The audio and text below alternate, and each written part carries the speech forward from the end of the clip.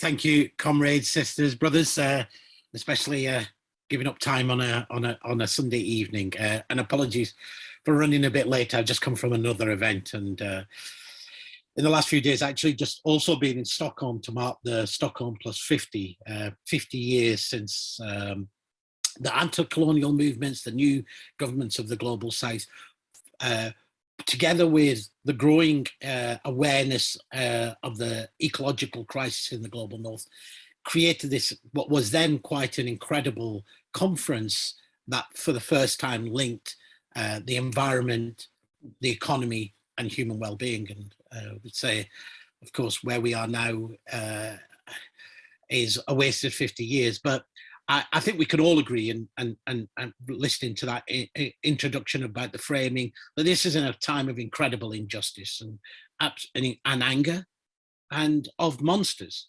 But I also want to spend some time saying that it's also a moment of incredible hope. Right?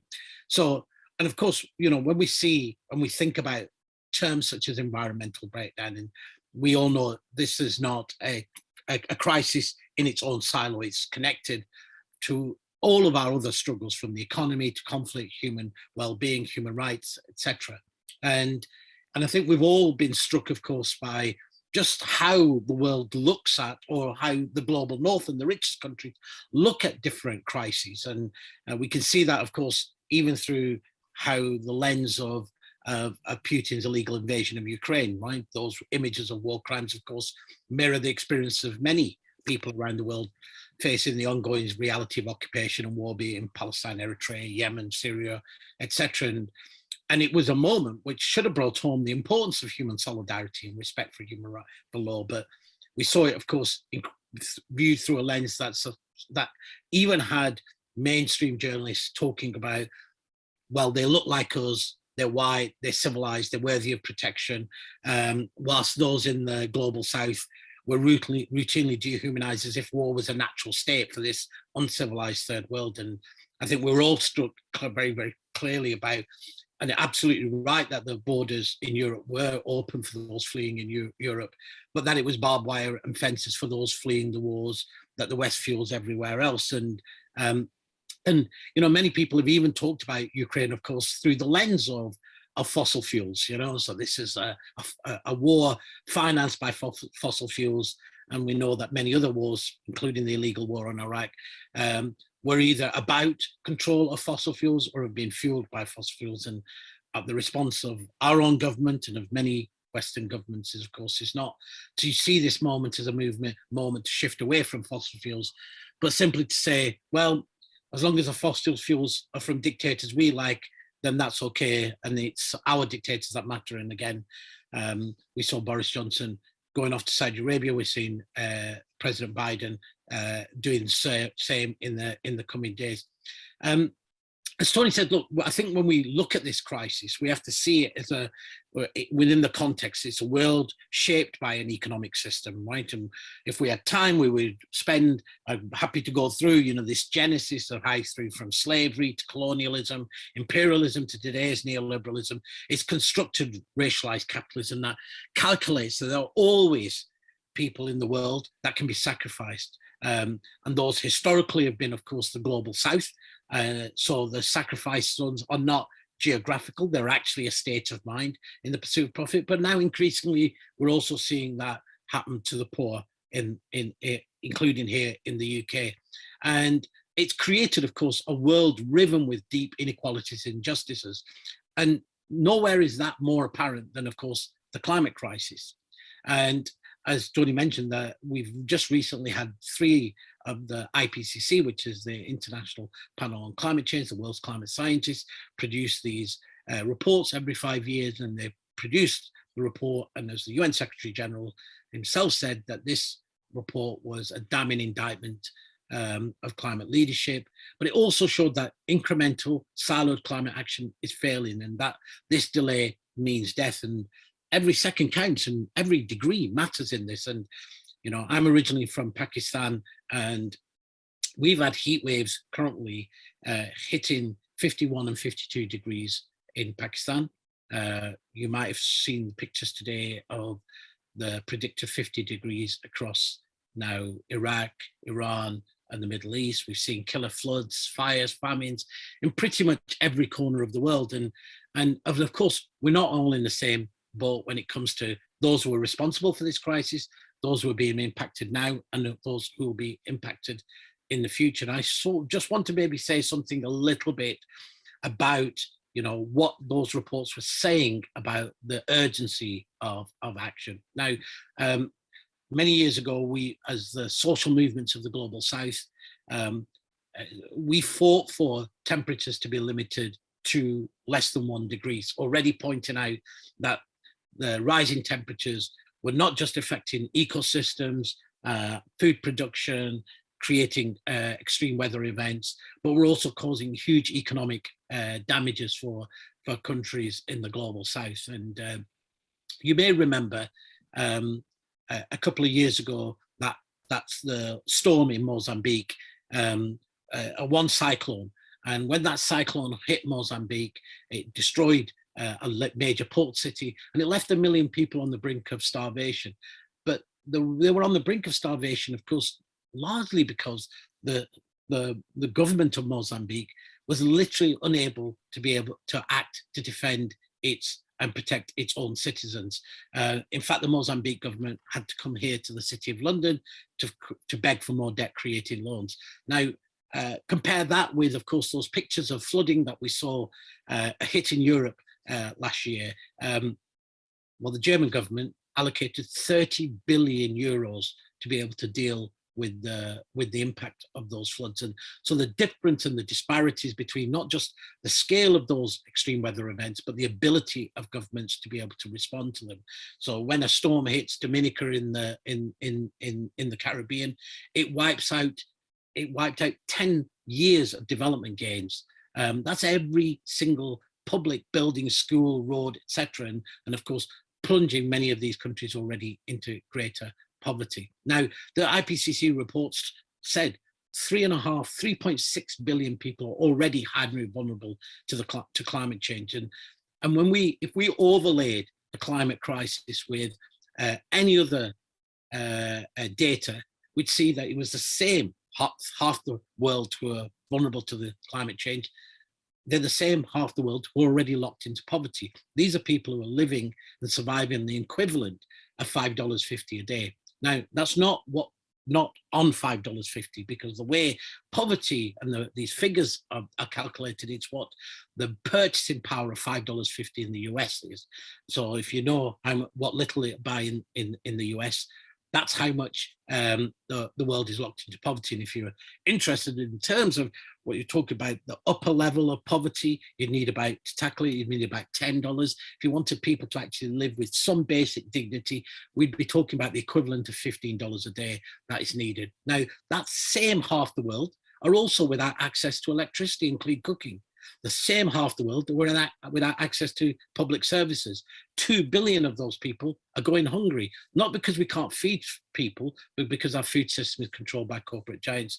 We've got 1.6 billion people without adequate housing, yet the richest 10% of the world, the same 10% of the world who are responsible for double the emissions of the poorest half of the world, are of the same 10% who have captured about 80% of global wealth. And just illustrating of this, how wealth and our economy is such an important lens when we think about environmental breakdown. We all know that over this last year, for example, just in this 1 year, the world's billionaires, there's about 2,800 of them, saw their wealth increase by about $16 trillion at the very same time as the wealth or the wages of the poorest workers in the world decreased by about $13 trillion. And we know that, of course, climate is not just an injustice in itself, in that those who are the least responsible are the most impacted, and those most responsible are the least impacted. It amplifies all of these other existing injustices that are baked into our system.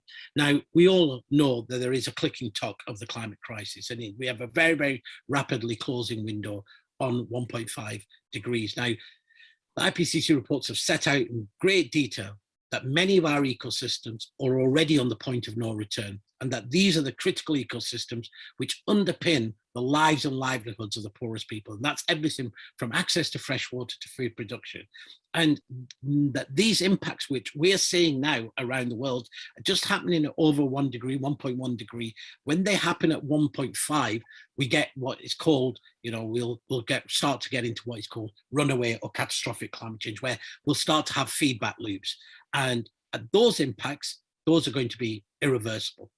And as you've just heard, we're currently heading towards a warming of at least 2.7 degrees. And that's if every government and if every corporation does what they've been promising to do. And as we know, what we've seen in the last decades is that none of those promises are being met. And in this year, we're going to emit more carbon emission than we've ever emitted in human history. And at the same time, you might, when you walk down the tubes or anywhere, you see all of these posters of corporations, including now fossil fuel companies, everybody saying we're going to be at net zero by 2050. And I just want to say something very briefly about this word net zero.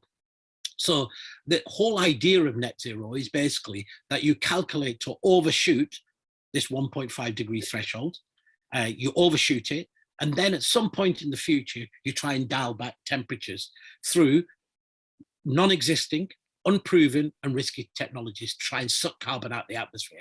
Now, none of us, of course, would accept public policy if it had the, over 66% chance of it failing, right? We won't get on a bus or a train, but that's exactly what all of this public policy around net zero is trying to, is basically doing. And that's before we even get into the only technology that is available is bioenergy, and that requires a landmass 3 times bigger than the continent of India. And I think all of us would know, if we were suddenly had this empty continent sitting somewhere 3 times bigger in India that we could use for bioenergy. And of course, what's going to happen, as we've seen consistently happen, is that there will be it will be the poorest land that will be affected. And I want to just say something also very quickly about food, because if you've been paying attention, you'll hear now increasingly warnings by everybody from the UN, the World Food Programme, that we are heading into a food pandemic, food crisis, that this we're seeing the collapse of our food systems. Now, some people say, oh, well, that's also only because of what's happening in Ukraine. Whilst, of course, Ukraine has affected wheat production, actually, the reality is that the majority of the world, something close to about 80% of people, are fed only on about 20% of existing agricultural land. The rest of the land is controlled by large corporations, by industrial food systems, and they're geared towards producing commodities. So they produce livestock feed, which then feeds the dairy and meat industry, or there are other commodities such as palm oil, etc., etc. So we are in this moment of not just of one crisis, but I would argue a permanent crisis of these intersected, from economy to climate, and we've seen it, of course, racial and gender injustice and social and economic justice. And of course, that's all rooted in this model of the world that has been constructed, modeled, we would argue, in that framework of colonialism now, and unsustainable and inequitable growth.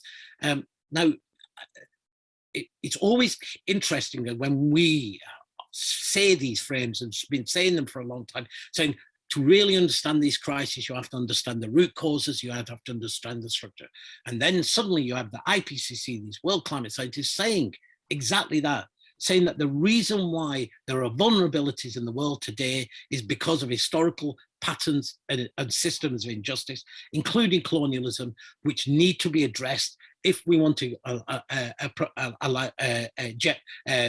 ensure that everybody has the right, can both address the climate crisis and, of course, have the right to live with dignity. Now, we have a world where the rich are getting richer and the poor are getting poorer. And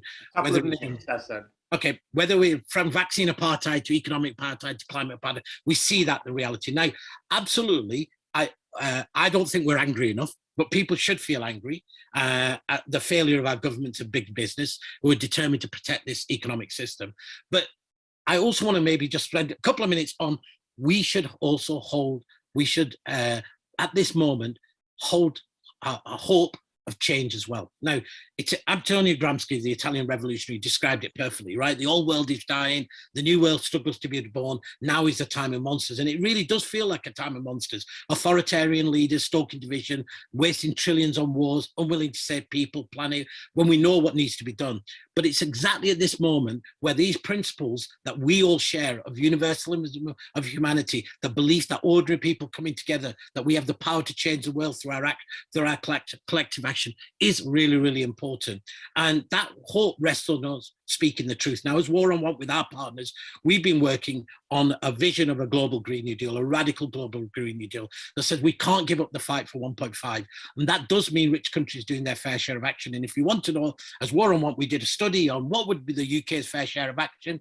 Well, we would be at minus 200% by 2030. That's how much carbon we have emitted and our responsibility. So not only would we need to be at real zero by 2030, we'd actually need to give $1 trillion to the global south to be able to, for them to do the action that we're no longer able to do. And that's without talking about anything about the historical injustice of wealth extraction. Again, from the Indian subcontinent, you probably know this figure.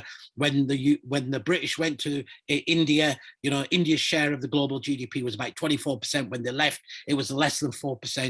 And the UK had taken out 48 trillion out of India alone. And that's without the rest of the colonies. Yes, we have to fight to end fossil fuels and those that finance them. But actually, we need to go beyond that, because what we need to be now talking about is the right of everybody to have energy. So that means equitable access to publicly owned renewable energy systems, so we can address both energy poverty and the climate crisis. Look, the IPCC says we need a new social compact on climate and poverty. And to be able to do that, again, really interesting that every demand that we have long made, whether it's about universal public health systems, living wages, workers' rights, land rights, the right to food and energy, the right to decent housing and health, the science reports are now saying those are the key adaptive measures. So if you want to solve poverty, you need them. If you want to solve climate, they're the same demands. If you want to solve inequality, they're the same demands. And it's at that same moment that our call, whether it's cancellation of global debt, wealth taxes, fixing the rigged economy, become really, really important. And if there's one thing that this war on Ukraine has shown us, is that all of our demands that we have long made and we were told were never possible, and now real possible. Because if you can seize the assets of Russian oligarchs, then you can seize the assets of the billionaires. If you can put sanctions on the Russian fossil fuel companies, then you can put sanctions against other dirty energy companies as well. So our slogan and the call for justice can't be empty. It actually means having a radical anti-colonial lens to look at this crisis. Now, and the idea that we can continue to be saying, push for incremental change or be pragmatic, it's not simply possible. It's not possible from the science. It's not possible from the lived experience of our communities, and it's not possible in the face of these multiple crises. And these last 50 years have shown us how deadly that approach has been. So we need a movement approach, not so that we're bigger than our individual some parts. And that means a fundamental change of our theory of change to one that recognizes the most important thing is, how do we build our movements? How do we build power? How do we engage in a strategy of struggle? And I want to say, look around the world. In Chile, the cradle of neoliberalism is now the graveyard of neoliberalism. In India, 250 million farmers defeated the fascist government over handing over the control of food. Our partners in Sri Lanka have been on the streets fighting for the right to food and living wages, and the government of Sri Lanka has now fallen. The reality is everywhere people are saying we want something different. Now is our chance to be able to connect these movements, to be able to tell a very, very different story, because change is happening. I'm going to end now. The change is happening. The IPCC, it's inevitable. The only question now is what kind of change, who will benefit and who will be sacrificed.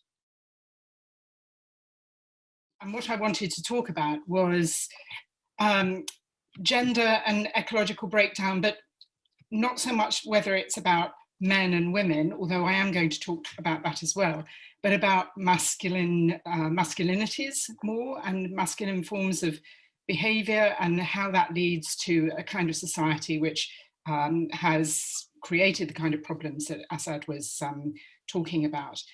And I'm going to explain how that structures gendered injustice but I do want to propose some feminist solutions. So again, trying to end on a note of some optimism that there's something that can be done about it still at this late stage. The toxic kind of masculinities that we face lie behind the ecological breakdown. And it's not only women that are dominated, but anything that resembles the feminine and therefore the weak, which of course includes nature, which has been described and conceptualized as feminine or female for so long. So first of all, gender injustices. There are, of course, many gender injustices in the world. Between 35 and 70% of women in different kinds of surveys, and extrapolating those, report that they've experienced some kind of violence, including sexual violence.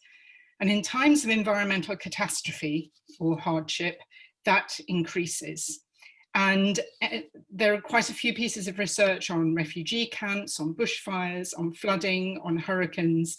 And in each of these cases, the number of incidents of sexual violence against women and girls, children, but most predominantly girls, is higher. And just taking the, and I should say that my work has been in Europe and North America. I have done a little bit of work in Pakistan, but my expertise, such as it is, comes from the richer countries in which there are plenty of poor people, of course. So research in Australia has shown how there is a real gendered response to the bushfires, which are getting worse and worse every year, with men preferring to stay and try and rescue the property, and women preferring to leave and rescue the family. And that creates so many tensions in families, and also a lot of those tensions end up in domestic violence. And there's social workers in Australia that are writing about the fallout of that. If we look at the literature on the follow-up to Hurricane Katrina in 2005, there were incidences of domestic or of sexual violence against women in the short-term refugee camps.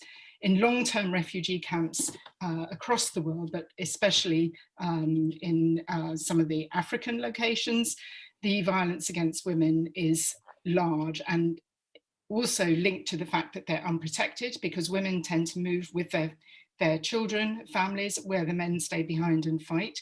But also because they are exposing themselves, going to collect water, to collect food, and so on.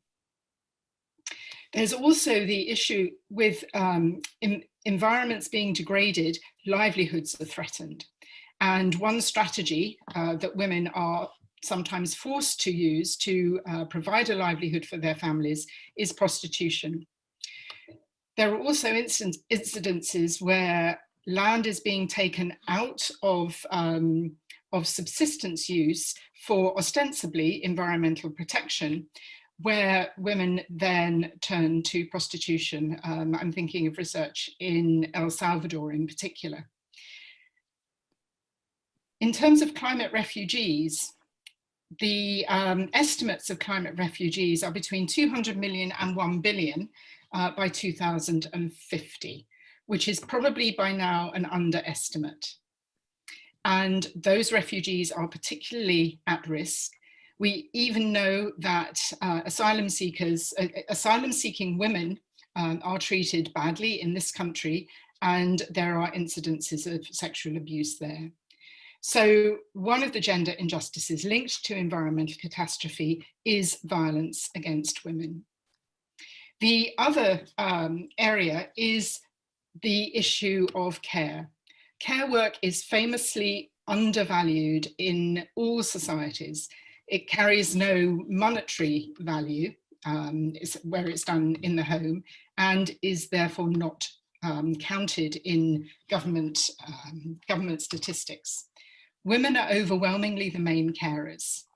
And in times of environmental stress, whether this is catastrophic stress like the bushfires, like flooding in the UK or across Europe, or the other catastrophes I have mentioned, it's women that take up the burden of providing the food and the emotional care for their families and for their communities.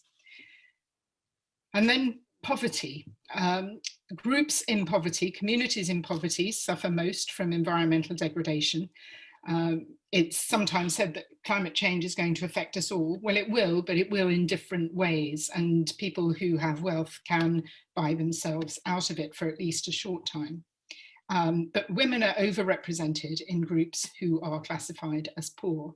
So they have a double burden in that sense. And then the incremental micro injustices, which add up to a lot. So we can talk about the catastrophes of bushfires and flooding and hurricanes and so on. But every day, environmental degradations take place, which end up making it more difficult to put food on the table, more difficult to heat homes, and so on, which again play out in a gendered role, in a gendered way. Oh, suddenly I can't move on my, yeah, good. However, women are not in decision-making roles in enough quantity to make a difference. And all we have to do is look at the newspapers in any international gathering, and we can see the dominance of male decision makers. And it's not just any old male decision maker, it's not just men, it's men of a particular type, and we can see them gathered together. They're boys' clubs, they network. They're kinds of it's a kind of masculinity which researches into masculinities, and thankfully there are more and more men doing this research now. Gender used to be thought to be something only women were concerned with, but hegemonic masculinity or industrial masculinity, one writer talks about, and it's a dominant form of masculinity which seeks power over anyone, as I mentioned earlier, over anyone who is seen as weak or as feminized, in other words. And this kind of network and power extends to international organizations.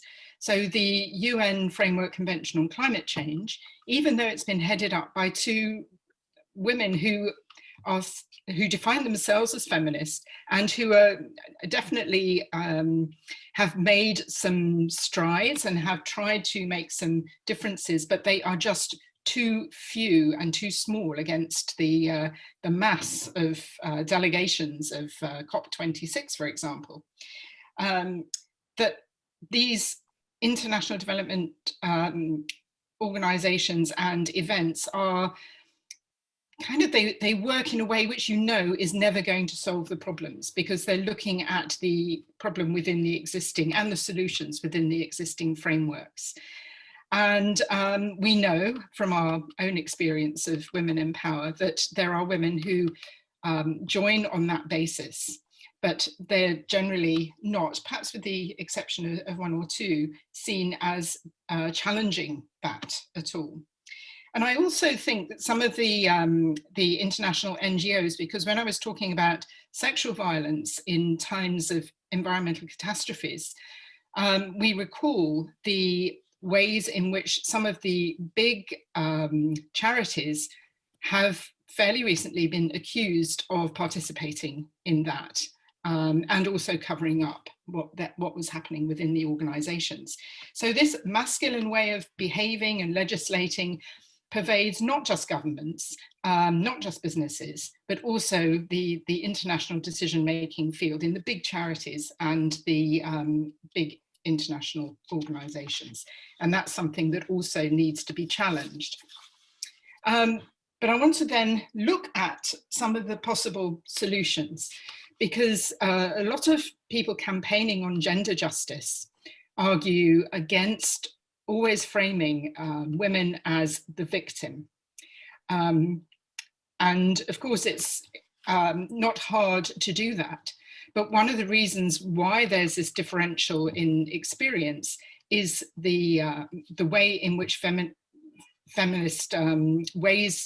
decisions and feminist ways of thinking about things are not given the airtime. But there is an emerging feminist climate policy at the international level, which comes from a feminist foreign policy, which has emerged from Scandinavia. And I want to talk about that, along with some local campaigns which have used gender very imaginatively and have achieved international publicity through that and awareness. I want to look at how masculinities, and particularly this hegemonic masculinity, how it can be challenged, the feminist Green New Deal, and focusing on cooperation rather than competition. So a feminist climate policy was flagged up at COP26 last year by Nicola Sturgeon, who was one of the hosts, being in Glasgow, Jacinda Ardern, which you all I'm sure will have heard of, and perhaps not so well known, Katrin Jakobsdottir, who is the Prime Minister of Iceland and has been since 2017. She is from a left Green party and rules over a coalition, quite a wide coalition. But interestingly, that coalition has stopped issuing licenses to exploit for oil around the Icelandic coast. And they have a higher carbon reduction target with a chance to meet 1.5 degrees, as does New Zealand. But what these three prime ministers did was to make a statement to COP26, which prioritized well-being over economic growth. It's disappointing that reading the material around each of the three countries, growth has not been struck from the record yet, but it's being looked at as a means to achieving well-being rather than a means in its own right. And then there's a group, there's a group of 5 countries who are called the Wellbeing Economy Governments. And those 5 countries are these 3, but with Mark Drakeford from Wales, under Mark Drakeford, and Finland under Marina Sanna, I think her name is. And they have committed again to prioritizing well-being. Of course, they're all small countries, they're small economies, but I think this represents quite an interesting way of addressing global problems. The other thing is that they all prioritize gender equality, and all of them have legislatures which have between 43 and 48% of their sitting MPs as women.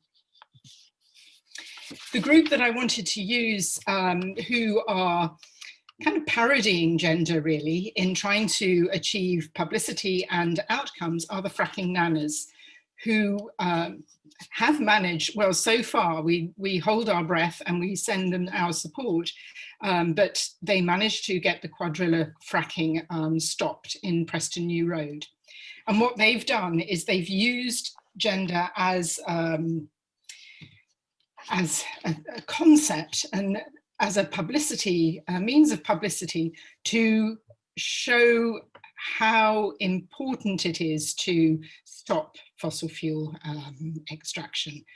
And they use traditional tropes. They are anything other than what we might consider a traditional grandmother. Some of them are grandmothers, some aren't, some are very young. All of them have grandmothers, of course, or have had. But they use things like tea and cake and knitting and cleaning to make their point, and they make that very powerfully. Usually women's movements don't get too much publicity, but they have managed and have done so quite successfully. Okay. Moving on to work on masculinities, I'll focus on the image with the swimming men, but my colleague in Sweden who's done work on masculinities and has, especially looking at dominant masculinity and climate denial, is now working with male decision makers in Sweden, environmental decision makers, and trying to get to understand what makes them tick. And he's got a project which he calls Flow Feelers, And first of all, he got 9 participants, this is during the COVID time, 9 participants to read some texts on ecofeminism, which I think is probably an achievement in itself. But then they had a number of discussions over a number of months. I think it was 9 months. And they talked about the quality of the river, which was running through Gothenburg, which had been culverted and covered over. And they used it as a kind of symbol to try and get to talk about how these men felt about the environment, about nature, and how they might do things differently. He's in the process of writing up the research, but I was hearing him last week, and he was talking about how remarkably the men opened up about their own fears of being shut up, about being unable to speak. He thought COVID-19 might have been an aspect of that, which is also an interesting dimension. But he's interested in coming to work with us in Cambridge in the Friends of the Cam and around that. So if he can work his magic in Cambridge, that would be a real achievement. The feminist Green New Deal. You're coming to an end soon. I shall wind up this, I am almost on my last slide. A feminist Green New Deal is being promoted by the Women's Environmental Network as a way of prioritising care as a green job. Many green jobs proposed don't favour women. So if we look at renewable energy and energy efficiency refits, most of the jobs there tend to go to men. They also argue that care is a low carbon job and adds to quality of life, and so should definitely be in Green New Deals. And then finally, I'm going to end with 3 inspiring women who have all, their research has flagged the importance of cooperation rather than competition. Suzanne Simard has been one of the leading researchers on how trees communicate and looks at how they send messages through the fungal networks underground, and has challenged the dominant thinking that trees act in their own interests. Robin Wall Kimmerer wrote a brilliant book which weaved together traditional indigenous knowledge about how we live with nature with conventional knowledge, and she's a professor in a New England university, so she combines 2. She's also from an indigenous ethnic group in North America. And Eleanor Ostrom, who did win a Nobel Prize in 2009, the first woman to win a prize in economics, has challenged the tragedy of the commons, which Garrett Hardin said, we are all competitive beings, and therefore given half a chance, we will destroy what's given to us for our own benefit, immediate benefit. And she has done research with lots of groups worldwide, or had done, she died in 2012, and has found that cooperation is actually a much more common form of behaving than competition, and that we need to explore that in more detail and honour that in more detail. Thank you.